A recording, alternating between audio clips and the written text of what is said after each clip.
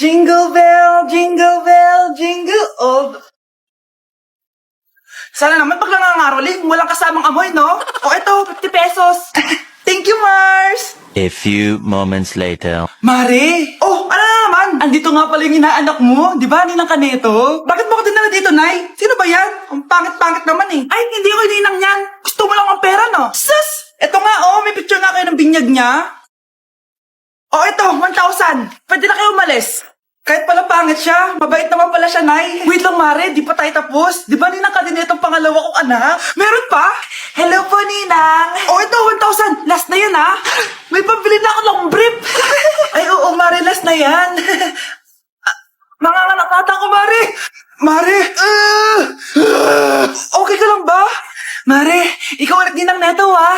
Sige, Mare. Next year na lang, ha? Anong next year? I-advance mo na yung birthday, pinyag, at aginaldo neto. Mga 5,000 lang yun, Mare. Nay, nagipag-break na po sa akin yung boyfriend ko. Ha? Bakit nagipag-break? Siguro, nakahanap na yung mas maganda sa'yo. Nalaman niya kasing buntis ako, Nay. Ha? Buntis ka? Ano bang ginagawa mo sa buhay mo? Sorry, Nay. Malapit na akong manganak. Lumayas ka dito! Hindi na kita anak! Layas! Layas! Panaginip lang pala. Oh, babe, paano ka? Hindi ka nakapag-break sa akin? Ha? Bakit ako makikipag-break sa'yo? Magkakaanak na tayo. Ha? Buntis ako! Di pwede to! Hoy! Sino buntis? Ikaw? Alay! Lumayas ka dito! Layas! Panaginip ulit. Totoo na ba to? Oh, gising ka na pala. Nasaan yung boyfriend ko, Nay? Alam mo yung sasabi mo? Wala ka namang jowa. Boyfriend? Ha? Anong wala? Di naman siya nakipag-break sa akin eh. Sino naman magkakagusto sa'yo? Mukha kang zombie. Tignan mo nga yung tsura mo. Panaginip lang to. Balum. Ang makakasagot na to may plus point sa akin. What is 2 times 2? Ma'am ako, ma'am. Wala bang gustong sumagot? Ma'am, alam ko po yung sagot. Times 2. Ma'am. Okay, Samantha. 2 times 2 is 4. Very good. May plus 5 ka sa akin. Ang daya naman, kanina pa ako nagtataas ng kamay. Ma'am, pwede pa po ba ako mag-take ng quiz? Absent kasi ako kahapon eh. Ay, hindi na. Absent pa more. Tatamad-tamad ka kasi mag-aral. Nagkasakit po kasi ako, ma'am. Oh, ano gagawin ko? Ma'am, pwede ba ako mag-quiz kahit absent din ako kahapon? Oo naman. O ito, magsimula ka na. Thank you po, ma'am. Bakit siya pwede mag-quiz, ma'am? Bakit? May problema ka ba? Oo, may problema ako. Favoritism ka. Palagi na lang sa Samantha binibigyan mo ng chance. May galit ka ba sa akin, ma'am? Sabihin mo. Hindi ako galit sa'yo. Pero sa nanay mo, oo. Wag na wag mong dadama yung anak ko sa problema mo sa akin. Nay, anong meron? Yang nanay mo, pabida. Dapat ako yung top 1 ng high school kami. Alam naman natin dalawa na deserve ko talaga maging top 1. Hindi kagaya mo, binabayaran yung school para tumaas ang grade. Totoo ba yun, Nay? Sinungaling ka. Mana ka naman pala sa nanay mo, Samantha. Nga pala, alam na ng principal yung pagiging favoritism mo. Good luck na lang sa'yo, ha? Anak, binilan kita ng bagong cellphone at bagong tablet. iPad, tapos iPhone? Nay, para saan to? Sus, nagmamaang-maangan ka pa? Kala mo di ko alam na with honors ka sa school? With honors? Oo, Nay. Deserve mo yan, anak. Oo, Nay. Deserve ko to. Ganda nito. Pupuntahan pa na natin yung teacher mo. Magpapasalamat tayo. Nay, wag na. Patay ako pag nalaman ni nanay na jowa ko yung teacher. Ay, naku, bilisan mo, tara na. Sige po, Nay. A few moments later. Hello po. Hello po, ma'am. Napadaan po kayo dito. Ma'am, gusto ko lang po magpasalamat dahil with honors yung anak ko. Wala yun, ma'am. Nay, uwi na tayo, tara na. Kahit palagi di po mapasok at bagsak yan sa lahat ng subjects. Anong sabi mo? Bagsak? Oo, ma'am, bagsak. Pero dahil mabuti siyang jowa sa akin, with honors pa rin siya. Ha? Jowa mo yan ako? Opo, ma'am. May problema po ba? Aba, child abuse na yan I-report kita. Manda ka. Ikaw naman, pinatulan mo yan? Ang tanda-tanda na yan Nay, magpapaliwanag ako. Fake news lang palang with honors ka.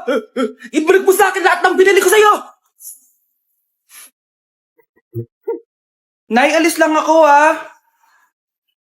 sige anak. Iniwan niya phone niya? Ano kayang pinag-uusapan nila dito? Mga walang iya kayo. Humanda kayo sa akin. A few moments later. Bakit niyo po kami pinatawag, Nay? Kung hindi ko makikita yung phone ni Kyle, hindi ko malalaman pinagsasabi niyo sa akin. Lagot tayo, ate. Kung san-san mo kasi nilalagay phone mo, Kyle. Nakalimutan ko eh. Mag-umpisa tayo sa'yo, Kyle! Anay, puro na lang itlog at hotdog niluluto ni nanay. Mas masarap pa magluto yung kapitbahay natin. Sige, next time, ipagluluto kita ng sinigang na hotdog. O ikaw, Brianna! Alam niyo bang nagalit sa akin si nanay kasi dati with high honors ako, di ba? Tapos ngayon with honors na lang. Siya nga bagsak nung high school eh. Oo, bagsak ako. Pero top 1 ako ng kinder. Kevin? Wala akong sinasabi ha. Sabi talaga si nanay, umaga pa lang galit na siya. Tapos utos pa siya ng utos. Bawal ba magpahinga sa bahay na to? Grabe. Wow, wala ka palang sinasabi ah. At ikaw, Scarlett? Yes, nay. Mga be, alam niyo bang galit na galit sa akin si nanay dahil daw nag-boyfriend ako na maaga? Siya nga maaga nabuntis eh. Di naman ako naggalit sa kanya. May problema ka ba sa maagang nabuntis? Wala akong problema, nay. Idol nga kita eh. Ha? Anong idol? Buntis din ako. Anak, pupunta dito yung mayaman mong tita. Bibigyan niya ako ng pera, Nay. Oo, anak, kaya maganda ka na, ha? Sige po, Nay. Yes, magkakapera na ako. A few moments later. Hi, Mare. Uy, Mare, pasok ka. Hello po, tita. Ang laki na ng anak mo, Mare. Wow, tita, ang ganda mo at ang sexy mo pa. Talaga? At dahil dyan, may 5,000 pesos ka. Thank you po, tita. Oo nga, Mare. Ang ganda ng damit mo. Gusto mo din ng pera? Oh. Ang ganda din ng buhok mo, Mare. Oo, ito pa. Ang bango-bango mo din, Mare. Oo, ito pa. Ang pogi naman ng anak mo, Mare. Siyempre, mana sa akin. At bibigyan ko ng 1 million pesos at house and lot kung sino man ang mapapangasawa ng anak ko. Talaga ba, Mare? Anak, halika nga dito. Narinig mo ba yan, anak? Tsuwain mo rin anak niya. Magkasabi ka naman dito. Sige po, Nay. Ang gwapo mo naman. Pwede ba kitang tsuwain? Ayoko! Tingnan mo nga itsura mo. Ang pangit mo. Anak ko, binili ko to para sa'yo. Bagay sa'yo to. Ang ganda, diba? Wow, Nay, ang ganda. Parang ang feeling yan pag sinuot ko yan. Sana may ganyan din ako kagandang damit kagaya ni ate. Ayan, marunong ka na magdilig, anak. Ang dali lang pala nito, Nay. I love you, anak. Mahal din kita, Nay. Sana may ganyan din kaming banding ni nanay. Nagugutom na ako. Nay, may ulam pa? Ay, sorry, anak. Kinain na kasi ng ate mo yung ulam eh. Sige, Nay. Di na po pala ako gutom.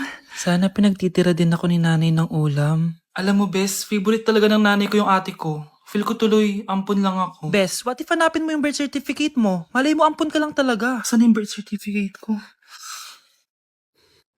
Kay ate to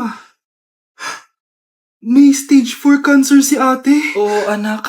May cancer ang ate mo. Anay! Kaya palagi nasa ate mo yung attention ko kasi ine-enjoy ko lang lahat ng oras na nabubuhay pa siya. Nay, sorry kung nagduda ako kung anak mo ba talaga ako. Ngayon, alam mo na, anak. Ano, Nay? May cancer ako?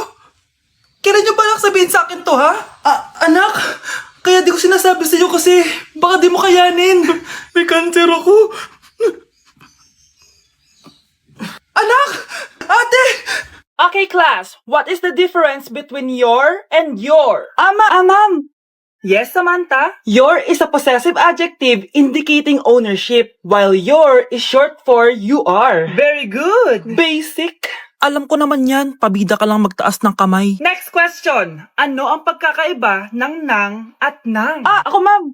Okay, Scarlett. Ang nang ay nagpapahiwatig ng pagmamayari. Ang nang ay nagpapahayag ng paraan o panahon. Tama! Mahusay ka, Scarlett.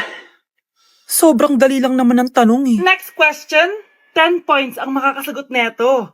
What is the biggest organ of our body? Ma'am ako, ma'am! Akin lang tong 10 points na to. For sure, hindi mo naman alam yan. Yes, Samantha. Nauna ka kay Scarlett. Ang biggest organ of our body is stomach. Mali. Okay, Scarlett. Lungs po, ma'am. Wrong answer. Wala na bang gusto sumagot, class? Ma'am, ang biggest organ of our body is skin. Correct! Tignan niyo si Kyle, oh. Kahit di nakikinig sa akin yan, tama ang sagot niya. So, Kyle, paano mo nalaman ang sagot? Yun po kasi sabi sa Google eh. Yes! Ang taas ng score ko! Anong score mo, Scarlett? 19 yung score ko. Ay, hindi perfect. Buti pa ako, naka 20. Bawi ka na lang next time, ha? Scarlett, nagawa mo ba yung assignment natin? May assignment tayo? Hala, di ko nagawa. Huwag mo nang sasabihin kay mama. Sige, di ko sasabihin. Ma'am, may assignment po pala tayo. Ay, oo nga pala, may assignment tayo, class. Ang hindi gumawa ng assignment, bagsak sa akin, ha? Bida-bida talaga tong si Samantha. Okay, class, sinong iboboto niyong president? I nominate Scarlett, ma'am. Ako? Di ako papayag. Dapat ako yung maging president. Go, Scarlett! Kaya mo yan! I nominate myself because I believe na mas responsible ako. I believe na hindi ako nangungupit ng class funds. Iboto niyo ako dahil matataas ang mga scores ko. Iboto niyo ako dahil hindi ako nangungopya para lang tumaas ang score. Ako ba pinaparinggan mo? Mukhang may natamaan ata. Congrats, Scarlett! Deserve mo maging president. Gagawin ko yung best ko. Good morning, class. Hindi na papasok si Samantha. Ha? Ano nangyari? Ang balita ko, nag-drop na siya dahil sa sobrang pressure sa nanay niya. Palagi siya pinapagalitan kapag hindi perfect yung score niya. Nagalit din yung nanay niya nung hindi siya nanalo ng president. Kaya, na-depress talaga siya. Kawawa naman pala siya. Anak ko, binilan kita ng bagong cellphone. Di ba gusto mo to? Oh, thank you po, Nay. Magagamit ko po to sa school. Nay, meron din po ba ako? Anak, sa susunod ka na lang, ha? A few moments later. Wow, bagong cellphone. Ang ganda, di ba? Pwedeng patingin? Sige, ate, oh. Paborito ka talaga ni nanay, no? Deserve mo naman. Salamat, ate. Deserve mo din to. Ate, ba't mo ginawa yun? Eto ang tatandaan mo. Ako ang magiging paborito ni nanay. Basag na. Aray! Nay! Oo, anong nangyayari dito? Nay, sinaktan mo ako ni Kyle. Totoo ba to, Kyle? Nay, hindi po. Pinasag niya nga po yung cellphone ko eh. Hindi po totoo yan, Nay. Sinungaling ka. Kyle, anong nangyayari sa'yo? Lumalaki na ata ulo mo. Nay, may kailangan ka marinig. Deserve mo din to. Ate, ba't mo ginawa yun? Eto ang tatandaan mo. Ako ang magiging paborito ni nanay. Nay. Lalo mo lang ako binigyan ng dahilan kung bakit hindi ikaw ang paborito kong anak.